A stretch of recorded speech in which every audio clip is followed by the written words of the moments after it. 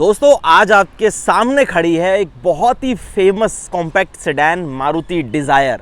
अगर आपको मैं सही बात बताऊं तो ये जो सेगमेंट है ना कॉम्पैक्ट सेडान का, इस सेगमेंट में आपके पास गिने चुने 4-5 ऑप्शन है। एक आपके सामने खड़ा है डिज़ायर, दूसरा होंडा की अमेज, टाटा की टिगोर या फिर हुंडई की ऑरा। ये ऑप्शन बायर्स के पास रहते हैं, लेकिन जहां पर सबसे ज़्यादा कंफ्यूजन लोगों को होता है ना वो इस गाड़ी को लेकर होता है, क्योंकि दुनिया जानती है कि मारुति जैसा माइलेज, इसके जैसी रिफाइनमेंट, एक पीस ऑफ माइंड जो आपको आफ्टर सेल सर्विस मिलती है वो कोई अदर ब्रांड आपको शायद ही ऑफर कर पाए। हुंडई ऑफर करता है, लेकिन अगर हम मारुति से कंपैरिजन करेंगे तो भाई साहब पीछे ही रह जाएगा, क्योंकि ये 40 सालों से अपना दबदबा बनाते हुए चले आ रहे हैं। आज हम इस वीडियो में मोटी मोटी बात करने वाले हैं कि आप अगर इस सेगमेंट की गाड़ी ढूंढ रहे हैं, डिज़ायर, ऑरा, अमेज, ऐसी गाड़ियां अगर आप ढूंढ रहे हैं तो आपके लिए डिज़ायर कैसा ऑप्शन रहेगा। और इसके लिए आपके बिल्कुल सामने खड़ी है ये मारुति डिज़ायर का top of the line variant यानी ZXi प्लस। इसकी कीमत है लगभग 8,88,000 रुपये एक शोरूम। अगर मैं अमेज की बात करूंगा तो वो लगभग इससे 15 से 16,000 रुपये सस्ता आता है टॉप वेरिएंट जो उसका VX है। टाटा की टिगोर, ऑरा की बात करूंगा तो लगभग इसी प्राइस टैग में। कोई गाड़ी आपको 5-7 हज़ार रुपये महंगी होगी, कोई 10,000 रुपये सस्ती होगी, यही रेशियो के बीच में चारों गाड़ियां आती हैं। मेनली मैं बात करने वाला हूं इसका कंपैरिजन आज अमेज के साथ। कारण बताता हूं, क्योंकि वहां पर भी आपको एक पेट्रोल यूनिट मिलता है और इसमें भी आपको एक पेट्रोल इंजन मिलता है, दोनों 4 सिलेंडर है। ऑरा को एक बार मैं साइड ज़रूर कर रहा हूं, और टाटा टिगोर की इसलिए बात नहीं करूंगा क्योंकि वो एक 3 सिलेंडर इंजन के साथ आती है। आपको कौन सी गाड़ी के साथ जाना चाहिए, ZXi प्लस में क्या क्या मिलता है, कितनी वर्थ है, सब चीज़ की बात करेंगे। देखो, सबसे पहली चीज़, जैसे ही आप डिज़ायर की फ्रंट प्रोफाइल को देखते हो, यानी गाड़ी का जो फ्रंट फेशिया आप देखते हो, आपको अगर सही बताऊं तो मारुति ने यहाँ पर आपको ये जो है ना प्रोजेक्टर बेस हेडलैम्प्स जरूर दे रखे हैं। इसमें DRLs भी मिलती हैं, टर्न इंडिकेटर नॉर्मल दिए गए हैं, लेकिन मुझे पर्सनली ये हेडलैम्प्स पसंद नहीं आते, ये डिज़ाइंस मुझे पसंद नहीं आता। आपको हो सकता है आता हो या किसी और को हो सकता है आता हो उसके टेस्ट के अकॉर्डिंग, बल्कि इस प्रोजेक्टर से ज़्यादा सही जो है वो इस गाड़ी के फेस के ऊपर मेरे को नॉर्मल रिफ्लेक्टर वाले फिर भी सूट कर जाते हैं, लेकिन ये मुझे थोड़ा सा ज़्यादा ही अजीब सा लगते हैं। ग्रिल की बात करूंगा तो ब्लैक्ड आउट ग्रिल यहाँ पर आपको मिलती है, सुजुकी का लोगो है, ये साइड में प्रॉपर क्रोम जो है वो आपको देखने के लिए मिलेगी। नीचे फॉग लैंप दिया गया है, रिफ्लेक्टर बेस नॉर्मल हाइलोजन ही है, येलो लाइट वाला ही, और यहाँ पर नीचे भी जो है वो आपको क्रोम प्रॉपर देखने के लिए मिल जाती है। अमेज से अगर कंपेरिजन करूँ तो ये गाड़ी उससे ज़्यादा चौड़ी है, लगभग 35 से 40 mm ज़्यादा चौड़ी होगी ये गाड़ी, और इसकी वजह से थोड़ा सा आपको जो शोल्डर रूम है वो बढ़कर जरूर मिलता है। डिज़ायर में थोड़ा सा आपको आगे बैठने में कंफर्टेबल ज़रूर फील होता है, थोड़ी बहुत जगह आपके पास चौड़ाई के मामले में एक्स्ट्रा है। लेकिन अगर मैं लंबाई की बात करूं कि गाड़ी की अगर लंबाई, तो देखो लंबाई दोनों गाड़ियों की बराबर है, अंडर 4 मीटर है, 3995 mm की ओवरऑल दोनों ही गाड़ियों की लेंथ जो है वो आपको मिलती है। उसके बाद जब आप साइड प्रोफाइल में आते हैं तो यहाँ देखो, यहाँ पर आपको 185/65 R15 साइज के ये multi spoke precision cut alloy wheels आपको मिलते हैं। अगर मैं अमेज की बात करूँगा तो वहाँ पर भी आपको मल्टी स्पोक एलॉय व्हील मिलते हैं, डायमंड कट एलॉय व्हील्स हैं, आगे डिस्क, पीछे नॉर्मल ड्रम ब्रेक्स दी जाती हैं, और इसमें आपको केवल ABS, EBD और ब्रेक असिस्ट ये चीज़ें मिलती हैं। ट्रैक्शन कंट्रोल नहीं मिलेगा, और इलेक्ट्रॉनिक स्टेबिलिटी कंट्रोल या हिल असिस्ट ऐसे कोई फीचर्स आपको नहीं देते। गाड़ी की ग्राउंड क्लियरेंस 165 mm के आसपास जो है वो आपको मिलती है। ORVMs की अगर बात करूं तो डेफिनेटली बॉडी कलर है, इसी के ऊपर LED बेस्ड टर्न इंडिकेटर जो है वो आपको देखने के लिए मिलता है। गाड़ी का A pillar body colour, B pillar के ऊपर ब्लैक स्पैश टेप का यूज़ किया गया है, और C पिलर अगेन जो है वो आपको बॉडी कलर देखने के लिए मिल जाता है। ये रिक्वेस्ट सेंसर कीलेस एंट्री के लिए आपको दोनों साइड मिलते हैं, यहाँ ड्राइवर साइड में भी और को ड्राइवर साइड में भी, लेकिन यहाँ पर आपको बॉडी कलर डोर हैंडल्स दिए गए हैं, क्रोम बेस्ड डोर हैंडल्स आपके पास नहीं है, लेकिन क्रोम की ये गार्निश विंडो बेल्ट के नीचे जो है वो आपको जरूर देखने के लिए मिल जाती है, और ये देखने में थोड़ी सुंदर जरूर लगती है। अगर मैं अमेज से कंपैरिजन करूंगा तो ये बॉडी कलर डोर हैंडल्स वहाँ पर नहीं होते, वहाँ पर आपको प्रॉपर क्रोम जो है वो डोर हैंडल्स के ऊपर मिल जाती है। अब आप आइए एक बार जरा गाड़ी की रेयर प्रोफाइल में। रेयर प्रोफाइल से डिज़ायर काफ़ी अच्छी लगती है, अमेज भी अपनी जगह अच्छी है, लेकिन अगर मैं पर्सनली बात करूं तो डिज़ायर पीछे से देखने में काफ़ी सही एक सॉर्टेड सा डिज़ाइन आपको देती है। बड़ी सी एक क्रोम की स्ट्रिप है, सुजुकी का लोगो, डिज़ायर की ब्रांडिंग की गई है, कोई वेरिएंट वगैरह की ब्रांडिंग आपको नहीं मिलती है। और अगर मैं इन टेल लैंप्स की बात करूं तो ये एलईडी में है, ये ऊपर लगभग 5 लैंप जो हैं वो आपको एलईडी बल्ब्स मिलेंगे। ये ऑलवेज ऑन मोड में कुछ इस तरीके से जलता है, वो सुंदर लगता है। टर्न इंडिकेटर अभी जल रहा है, यहाँ पर आपको रेयर में लैंप जो है वो भी देखने के लिए मिल जाता है, और रेयर व्यू कैमरा जो है वो भी आपको यहाँ पर मिलता है। इसकी क्वालिटी वगैरह डेफिनेटली अभी मैं अंदर आपको चेक कराता हूँ। पीछे अगर आप बम्पर पर देखेंगे नीचे रिफ्लेक्टर्स है, और 4 पॉइंट्स आपके पास जो है वो रहने वाले हैं पार्किंग सेंसर्स के। ऊपर नॉर्मल एंटीना जो है वो आपके पास रहेगा, वहीं अमेज में जो है वो आपको एक शार्क फिन एंटीना मिलता है, यहाँ नॉर्मल पावर एंटीना है, डिफॉगर्स आपको जरूर मिल जाते हैं, और एक हाई माउंटेड स्टॉप लैंप जो है वो भी आपके पास यहाँ पर मिलेगा। अब यहाँ आपको इलेक्ट्रोमैग्नेटिक बटन मिलेगा, जिससे आप अपना इस टेल गेट को जो है वो आप ओपन कर सकते हैं। दूसरा ऑप्शन भी है आपके पास, पहले डिजायर में ये चीज़ नहीं थी, लेकिन अब जब की फॉब चेंज किया है तब मारुति ने दे दिया। ये देखो एक एक्स्ट्रा बटन दिख रहा है आपको, अगर आप इसको होल्ड करते हैं तो गाड़ी का जो बूट है वो इस तरीके से पॉपअप हो जाता है। यही सेम चीज़ जो है वो डेफिनेटली आपको होंडा अमेज में भी देखने के लिए मिलती है। चाबी की आगे आपको दिखाई देता हूँ लगे हाथ, पीछे वही सुजुकी का लोगो ब्लू फिनिश के साथ। आगे 3 कंट्रोल्स हो गए, पहले सिर्फ 2 थे, लॉक और अनलॉक, और अब होल्ड करेंगे तो बूट भी आपकी रिलीज होगी। दोनों चाबी ऐसी मिलती है। चाबी अमेज की मेरे को ज़्यादा प्रीमियम फील होती है, अच्छी लगती है। हालांकि कंट्रोल उसके ऊपर भी ऐसे ही 3 है, लेकिन उसकी क्वालिटी, उसके बटन्स वगैरह की जो फिनिश है वो इससे ज़्यादा बेटर है। बूट स्पेस की बात करता हूं तो यहाँ पर आपको मिलता है 378 लीटर का बूट स्पेस आपके पास है। अमेज आपको लगभग 420 या 425 के आसपास का बूट स्पेस जो है वो आपको ऑफर करती है, यानी डिज़ायर से थोड़ा ज़्यादा ही है। ये चीज़ अमेज में आपको कवर्ड मिलती है, हालांकि वहां भी हार्ड प्लास्टिक नहीं है, यही जैसा हम कहते हैं ना कंबल टाइप मटेरियल, इसी का यूज करके उसको कवर किया गया कारपेट टाइप को। लेकिन यहाँ डिजायर में प्रॉपर ओपन है, और लॉक के मैकेनिज्म की जो वायरिंग है या जो पीछे लाइट्स हैं उसकी जो वायरिंग है वो आपको यहाँ पर विजिबल होती है, और डेफिनेटली ये देखने में प्रीमियम तो भाई साहब बिल्कुल नहीं लगती। अब अगर यहाँ पर देखूंगा तो ये जो फिट एंड फिनिश है यहाँ पर आपको कोई शिकायत नहीं होगी। बहुत ही नीटली इसकी बूट को जो है वो ओवरऑल यहाँ पर पैक किया गया है। कोई लैंप वगैरह, डेफिनेटली एक लैंप आपके पास यहाँ पर जरूर है बूट में, ये अमेज में भी आपको यहाँ पर मिलता है, तो ये काफी सही चीज आपको जो है वो यहाँ पर मिल जाती है। अब नीचे आपको मिलता है स्पेयर व्हील। सबसे पहली चीज तो ये जो है वो अंडर साइज है, यानी 165/80 R14 है, नॉर्मल स्टील व्हील है, और maximum speed limit only up to 80 km/h है। चलिए इसको करते हैं बंद, और दूसरी साइड से अगर आप डिजायर की प्रोफाइल देखना चाहते हैं तो ये देखिए ओवरऑल जो डिजायर की प्रोफाइल है, जब आप गाड़ी को साइड से देखते हैं या रेयर से देखते हैं, सॉर्टेड लगती है, सुंदर लगती है, और लगभग हर एज ग्रुप के बंदे को पसंद आ जाएगी। लेकिन फ्रंट का look definitely amaze clear winner है, मुझे बहुत सुंदर लगती है उसकी फ्रंट की प्रोफाइल अगर इससे कंपैरिजन करूं तो। चलिए कैबिन में जब आप स्विच होते हैं तो यहां पर अब आप देखो, यहां पर आपको फिट एंड फिनिश से रिलेटेड तो देखो कोई दिक्कत ऐसी फील नहीं होगी। डेफिनेटली मारुति एक अच्छी फिट एंड फिनिश जो है वो आपको ऑफर करता है। प्लस जो कलर कॉम्बिनेशन है, अगर आप ऊपर देखेंगे ब्लैक, ये बीच बीच में थोड़ी सी नेचुरल जो वुड फिनिश है वो आपको देखने के लिए मिल जाती है। सेम चीज़ आपको डैशबोर्ड के ऊपर भी मिलेगी, सेम चीज़ आपको यहाँ पर डोर्स में भी मिलेगी। तो ये एक अच्छा लुक, अच्छा ग्रेस डेफिनेटली ऐड ऑन करती है। और ये जो डूल टोन का कैबिन आप देख रहे हैं, ये जो थीम है, इसकी वजह से भी गाड़ी थोड़ी सी ज़्यादा प्रीमियम जो है वो डेफिनेटली फील होती है। डोर पैड से अगर मैं बात करूं तो देखो सबसे पहले ऊपर आपको ट्विटर मिलता है, यहाँ पर आपको क्रोम बेस्ड डोर लीवर मिलेगा, चारों पावर विंडो के कंट्रोल हैं। एक बार मैं गाड़ी जो है वो ऑन कर देता हूं, अब आप देखो one touch window definitely driver side वाली डाउन मिलती है, अप जो है वो भी आपको मिलेगी, और ये एंटी पिंच फंक्शन के साथ मिलती है। यही सेम चीज आपको अमेज में भी मिलती है। ये जो पोर्शन आप देख रहे हैं ये फैब्रिक है, यानी डेफिनेटली सॉफ्ट टच आपको मिल जाता है। ग्रैब हैंडल है, चारों पावर विंडो के कंट्रोल हैं, लेकिन सिर्फ ड्राइवर साइड वाली जो ऑटो है वहीं पर मार्किंग की गई है, बाकी 3 के ऊपर कोई मार्किंग वगैरह नहीं है। गाड़ी को मैनुअली लॉक अनलॉक कर सकते हैं, सेफ्टी लॉक आपके पास है। ORVM को आप इलेक्ट्रिकली एडजस्ट और फोल्ड दोनों कर सकते हैं, तो वो कंट्रोल्स आपको यहाँ मिलते हैं। बॉटल होल्डर, एक डिसेंट से साइज का मैप पॉकेट जो है वो भी आपके पास रहेगा। उसके बाद अगर मैं सीट्स की बात करूं तो देखो सीट्स आपको मिलती है फैब्रिक की, ये फैब्रिक की सीट्स हैं, लेकिन सीट्स की जो क्वालिटी है वो डेफिनेटली काफ़ी अच्छी है।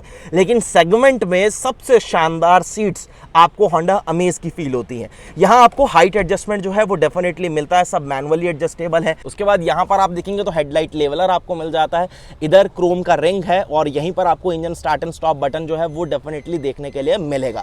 अब आप आइए एक बार जरा कैबिन के अंदर। अगर कैबिन की बात की जाए तो यहाँ पर आप देखिए, सबसे पहले तो डैशबोर्ड का जो लेआउट है ये देखने में काफ़ी सॉर्टेड सा फील होता है। ब्लैक, ये बीच बीच में कहीं पर थोड़ी सी सैटिन से फिनिश दी गई है, अगेन वो नेचुरल वुडन फिनिश आ गई, नीचे लाइट कलर का कॉम्बिनेशन आ गया। ये जो इसका इंफोटेनमेंट सिस्टम है, 7 इंच का टच स्क्रीन इंफोटेनमेंट सिस्टम, इसके साइड्स में आपको थोड़ी सी पियानो फिनिशिंग जो है ये देखने के लिए मिल जाती है।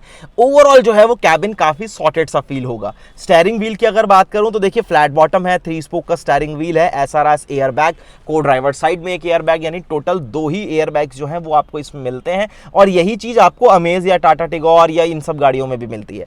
उसके बाद अगर मैं बात करूं तो यहाँ हॉर्न पैड के ऊपर डेफिनेटली सुजुकी का लोगो है। ये कंट्रोल्स इसी इंफोटेनमेंट सिस्टम से रिलेटेड है। आपको ट्रैक आगे पीछे करना है, म्यूट करना है, वो सब चीजें। टेलीफोनिक कंट्रोल्स ये नीचे हैं, आप कॉल उठा सकते हैं, काट सकते हैं, वॉइस कमांड जो है वो आपने देना है। इधर क्रूज कंट्रोल का सेटअप दिया गया है। स्टीयरिंग में अगर मैं एडजस्टमेंट की बात करूं तो यहाँ पर आप देखिए, टिल्ट एडजस्टमेंट आपके पास है, लेकिन कोई टेलीस्कोपिक एडजस्टमेंट जो है वो नहीं दिया जाता। स्टीयरिंग व्हील के ऊपर ये जो लेदर रैप है ना, इसकी फिनिश काफी अच्छी है। स्टीयरिंग पकड़ने वगैरह में आपको डेफिनेटली बढ़िया फील होता है। इधर वाइपर के स्टॉक्स हैं, इधर हेडलैम्प के, और ऑटो हेडलैम्प का फीचर जो है वो आपके पास यहाँ पर रहने वाला है। क्लस्टर आप कह सकते हैं कि एक ये तरीके से, इधर एनालॉग बेस आपके पास है, टैकोमीटर, इधर जो है स्पीडोमीटर, इधर फ्यूल की गेज है, यहाँ कूलेंट टेम्परेचर, बीच में की छोटी सी MID है। और इसको एडजस्ट करने के लिए वही टॉगल सिस्टम जो है वो आपके पास है। ट्रिप A, ट्रिप B, गाड़ी क्या फ्यूल इकोनॉमी दे रही है, करंट टाइम में आपकी जो है गाड़ी कितना इसमें फ्यूल है और कितनी रेंज वो कवर करेगी, वो सब चीजें आपको वहां पर विजिबल हो जाती हैं।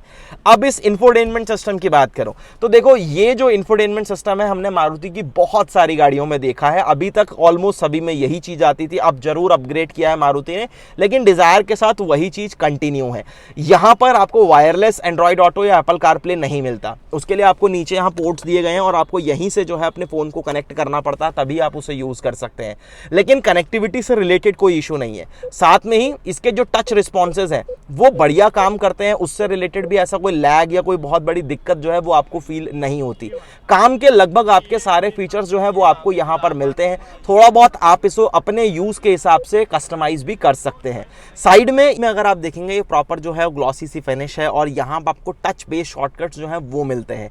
बटन्स नहीं है, टच बेस है, लेकिन रिस्पॉन्स काफी सही से करते हैं, मतलब आपको कोई ज्यादा दिक्कत जो है वो नहीं होगी। नीचे यहाँ पर आपके पास एक ऑटोमेटिक क्लाइमेट कंट्रोल का सेटअप है, बीच में डिस्प्ले जो है वो भी आपको देखने के लिए मिलती है, तो बहुत ही इजी टू अंडरस्टैंड और यूज है। उसके बाद नीचे एक 12 वोल्ट का पावर सॉकेट आपके पास है। ये मैंने आपको अभी ऑलरेडी दिखाया था कि USB और ऑक्स के लिए पोर्ट है। स्टोरेज स्पेस यहाँ पर बढ़िया, अपना मोबाइल फोन वगैरह आप इजिली यहाँ पर इस तरीके से रख सकते हैं। 2 कप होल्डर्स आपके पास यहाँ पर जो है वो आपको दिए गए हैं। 5 स्पीड मैनुअल ट्रांसमिशन, आप डेफिनेटली इसमें AGS के लिए भी जा सकते हैं, जिसको हम AMT कहते हैं, वो ऑप्शन भी आपके पास है। लेकिन अगर आप अमेज में जाते हैं तो आपको प्रॉपर ऑटोमेटिक CVT जो है वो वहां पर ऑप्शन में मिल जाता है। यहाँ पर अगेन थोड़ी थोड़ी सैटिन फिनिश आपको मिलती है। पार्किंग ब्रेक क्रोम फिनिश आपको यहाँ मिलेगी। ये जरा सा स्पेस आपके पास यहाँ पर है। आर्मरेस्ट वगैरह डेफिनेटली आप यहाँ पर मिस करोगे, आर्मरेस्ट वगैरह यहाँ पर नहीं दिया गया, लेकिन एक 12 वोल्ट का पावर सॉकेट जो है वो आपको यहाँ पर देखने के लिए जरूर मिल जाएगा। और ये रेयर में AC वेंट्स जो है वो आपके पास है। अगर मैं यहाँ आपको ग्लोव बॉक्स दिखाऊं तो ये देखिए, एक डिसेंट से साइज का है, मतलब बहुत बड़ा भी नहीं है, बहुत छोटा भी नहीं है। गाड़ी की मैनुअल वगैरह, फर्स्ट एड किट, ये चीजें रखने के बाद आप छोटे मोटे काम के लिए इसको फिर भी यूज में ले पाएंगे। ऊपर अगर आप स्विच होते हैं तो वाइजर की क्वालिटी अच्छी है। यहाँ एक छोटा सा वैनिटी मिरर आपको मिलेगा। कैबिन में लाइट इस तरीके से केवल हाइलोजन बेस आपके पास यहाँ पर रहने वाली है। और ये manually adjustable day and night IRVM आपके पास है। रूफ टॉप के ऊपर फोल्डेबल ग्रैब हैंडल जो है वो आपके पास। अब ये चीज अमेज में फिक्स्ड है, जो कि काफी अजीब लगती है, स्पेशली टॉप मॉडल के साथ। यार प्रीमियम चीज को प्रीमियम भी बनाना चाहिए, तो मारुति ने उस चीज का ध्यान रखा है कि आपको यहाँ पर फोल्डेबल मिलते हैं। ड्राइवर साइड में वाइजर के ऊपर कोई मिरर वगैरह नहीं है, लेकिन यहाँ पर आपको टिकट होल्डर जो है वो देखने के लिए जरूर मिल जाता है। अब एक बार जरा यहाँ पर अगर मैं इस ड्राइविंग सीट को अपनी हिसाब से एडजस्ट करूं तो अब विजिबिलिटी आप चेक करो एक बार। विजिबिलिटी, ये कैमरा अभी जो है वो मेरी बिल्कुल आई पोजीशन पर है, जहां पर मैं बैठकर इजीली गाड़ी को चलाऊंगा उसी पोजीशन पर। अब यहां से विजिबिलिटी से रिलेटेड देखो, मेरे को कोई दिक्कत नहीं लग रही। मेरे को सामने जो है वो काफी अच्छी विजिबिलिटी मिल रही है, कोई ऐसी बड़ी शिकायत नहीं है। ORVM की भी अगर बात करूंगा तो ये भी आपको एक अच्छी विजिबिलिटी डेफिनेटली दे रहे हैं। अब एक बार जरा गाड़ी की सेकंड रो में आपको कितना स्पेस मिलता है, कितनी जगह आपके पास है, कंफर्ट कैसा है, उसकी बात करते हैं। ये मैडम अभी हमारी लॉक है और इसको कर दिया अनलॉक। अब आप आइए जरा यहाँ पर देखो। सबसे पहले अगर आप रेयर में डोर पैड देखोगे तो यहाँ पर आपको सॉफ्ट टच नहीं दिया गया, ये हार्ड प्लास्टिक है। कलर कॉम्बिनेशन सेम है लेकिन हार्ड प्लास्टिक है। यहाँ चाइल्ड सेफ्टी लॉक जो है वो आपके पास ज़रूर रहने वाले हैं। क्रोम फिनिश के साथ डोर लीवर आपके पास है। पावर विंडो का कंट्रोल है लेकिन इसके ऊपर कोई मार्किंग नहीं है। स्पीकर की प्लेसमेंट है, बॉटल होल्डर है। अब अगर मैं कैबिन में आ जाऊँ तो यहाँ पर अब आप देखिए, ये सीट मेरी हाइट के हिसाब से एडजस्ट है। मैं थोड़ा सा रिक्लाइन ज़्यादा करके चलता हूँ। अब आप यहाँ पर देखो, मेरी हाइट 5 फुट 8 इंच है। नी रूम की मेरे पास कोई कमी नहीं है, लेग रूम की मेरे पास कोई कमी नहीं है, और ना ही मेरे यहाँ पर सीट्स में कोई अंडर थाई सपोर्ट की कमी है।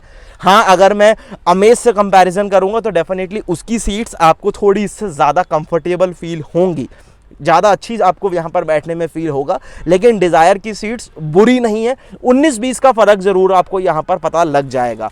इधर एसी वेंट्स आपके पास ज़रूर है, और ये 12 वोल्ट के पावर सॉकेट के अलावा कोई यूएसबी पोर्ट वगैरह आपको नहीं दिया गया है। हम काफ़ी अच्छे साइज़ का है, तो बीच में एक बड़ा बंदा अगर किसी एडल्ट को बैठना है तो उसको दोनों साइड पैर डिवाइड करके ही बैठना पड़ेगा। इसके ऊपर पैर रख के तो वो 100% अनकंफर्टेबल हो जाएगा। अब अगर यहाँ पर आप देखेंगे तो अमेज में ये हेडरेस्ट आपको मिलते हैं फिक्स्ड, लेकिन यहाँ डिज़ायर में आपको जो है वो एडजस्टेबल हेडरेस्ट देखने के लिए मिलते हैं। आइसोफिक्स सीट्स के माउंट्स डेफिनेटली आपके पास हैं। यहाँ आपके पास जो है वो आर्मरेस्ट है। फिलहाल इस पर पॉली लगी हुई है, मैं इसे खोल नहीं पा रहा हूँ। यहाँ पर आपको आर्मरेस्ट जो है वो ज़रूर देखने के लिए मिल जाता है। पीछे भी अगर आप देखेंगे तो फोल्डेबल है, और कोट हुक इस साइड नहीं है, दूसरी साइड भी आपको कोई कोट हुक नहीं मिलेगी, जबकि अमेज में मिल जाती है। और यहाँ पर अगर आप देख रहे हैं तो अगेन एक हाइलोजन बेस कैबिन यानी रीडिंग लाइट जो है वो आपके पास यहाँ पर रहने वाली है। चलिए अब चलते हैं जरा एक बार गाड़ी से बाहर, और इंजन यहाँ पर आपको क्या मिलता है, वो आपको क्या परफॉर्मेंस देगा, माइलेज क्या देगा, अब उन चीज़ों की बात करते हैं। यहाँ पर सबसे पहले तो हुड मैं से खोल लेता हूँ, और ये चीज़ मैंने आपको शायद नहीं दिखाई। देखिए डेड पेडल यहाँ पर आपको दिया गया है। एबीसी तीनों पेडल के पास भी स्पेस जो है वो काफ़ी ठीक है, कोई बड़ा इशू आपके पास नहीं है। और डेफिनेटली बूट और फ्यूल फिलिंग लिड दोनों चीज़ों को आपको यहाँ से खोलने के लिए भी प्रॉपर ऑप्शन जो है वो मिल जाता है। चलिए अब एक बार आप आ जाइए ज़रा मेरे साथ यहाँ पर, यानी गाड़ी के फ्रंट में, और यहाँ इंजन बे आपको दिखाता हूँ। ये देखिए, ये मारुति का K12 यानी 1.2 लीटर का एक 4 सिलेंडर पेट्रोल यूनिट है। इस इंजन की रिफाइनमेंट के लिए मैं आपसे कुछ नहीं कहूँगा, आपको खुद मालूम है कि मारुति रिफाइनमेंट में कितना सही तरीके से खेलती है। दूसरी चीज़, अगर आप अंडर बॉडी में देखेंगे तो डेफिनेटली यहाँ पर जो है वो प्रोटेक्शंस आपको दी गई हैं। फायरवॉल के ऊपर कवरिंग है, यहाँ हुड में जो है वहाँ पर भी आपको इंसुलेशन दी गई है। अगर नहीं भी देते तो इस इंजन का बिल्कुल भी शोर जो है वो आपको अंदर कैबिन में सुनाई नहीं देता। लेकिन BS6 फेज़ 2 RDE नॉर्म्स के बाद इस इंजन में थोड़ी बहुत ट्यूनिंग जो है वो की गई है, और उस ट्यूनिंग के बाद ये इंजन पहले से भी ज़्यादा शांत हो गया है। अगर मैं बात करूं पावर फिगर्स की, तो ये जो इंजन है ये इस डिज़ायर में आपके लिए 113 न्यूटन मीटर तक का टॉर्क जनरेट करता है, और 88.50 bhp के आसपास की पावर जो है वो आपके लिए जनरेट करता है। माइलेज ऑलमोस्ट मारुति इसके साथ आपको 22 के आसपास का माइलेज क्लेम करती है। अगर अमेज की बात करूंगा तो देखो उससे तो बेटर ही माइलेज आपको यहाँ पर मिलेगा, आपको शहर में चलाने में भी, क्योंकि ये इंजन डुअल जेट और डुअल VVT टेक्नोलॉजी बेस्ड है, तो शहर में भी डेफिनेटली माइलेज तो आपको ये इंजन देगा। अमेज के साथ थोड़ी सी दिक्कत ये है कि देखो होंडा अपने स्पेयर पार्ट्स बाहर मार्केट में सेल नहीं करता, और उन गाड़ियों को थोड़ा सा एक टाइम के बाद 6-7 साल 8 साल के बाद थोड़ा सा हैंडल करने में आपको हो सकता है इशू आए। लेकिन मारुति एक लोकल मैकेनिक भी इसको रिपेयर कर लेता है, और इसके पार्ट्स इजीली मार्केट में अवेलेबल होते हैं। ये एक बहुत बड़ी मोनोपोली है मारुति के लिए, जिसलिए कस्टमर इस गाड़ी के ऊपर, इस ब्रांड के ऊपर इतना रिलायबल होते हैं, इतना विश्वास करते हैं, क्योंकि उन्हें पता है कि ईजिली हमारे को सर्विस सेंटर्स भी मिल जाते हैं, और अगर बाहर वो मेंटेन करवाना चाहे तो भी हो जाती है। फिलहाल ये गाड़ी अमेज से महंगी है, लेकिन अगर कोई मुझसे पूछे कि भाई आपका क्या ओपिनियन है, आप अमेज और डिज़ायर में से क्या चूज़ करोगे, तो मैं 110% अमेज ही चूज़ करूँगा। उस गाड़ी की क्लास, उस गाड़ी का प्रीमियमनेस इससे काफ़ी ज़्यादा बेटर है, और होंडा इसी चीज़ के लिए जाना जाता है। पर्सनली मेरे को अमेज अगर आप इसके बराबर में खड़ी करोगे मैं उस पर हाथ रखूँगा, क्योंकि भाई मेरे को उसके डिज़ाइन भी इससे ज़्यादा पसंद आते हैं। गाड़ी इससे ज़्यादा प्रीमियम और सुंदर भी दिखाई देती है। दूसरी चीज़, आपको अमेज के साथ माइलेज ज़रूर थोड़ा कम मिलता है। अमेज में कोई आपके पास CNG का कंपनी फिटेड CNG का ऑप्शन नहीं है, बट अगर आप CNG में ही लेना चाहते हैं तो डिज़ायर में आपको वो ऑप्शन मिल जाते हैं। फिलहाल आपको ये मारुति की डिज़ायर कैसी लगी, और होंडा की अमेज के बारे में भी आप क्या ओपिनियन रखते हैं, आप डेफिनेटली कमेंट सेक्शन में बता सकते हैं। होंडा अमेज एक ग्लोबल एनकैप में 4 स्टार रेटेड कार है। यहाँ अगर मैं मारुति की बात करूँगा तो डेफिनेटली इसके बारे में बताने की आपको ज़रूरत नहीं है। उम्मीद करता हूँ वीडियो पसंद आया होगा। अगर वीडियो अच्छा लगा है तो लाइक और शेयर ज़रूर करिएगा। सब्सक्राइब कर लीजिएगा इस चैनल भैया जी गाड़ी को। बहुत जल्द आपसे फिर से मिलूंगा एक नई वीडियो के साथ। धन्यवाद।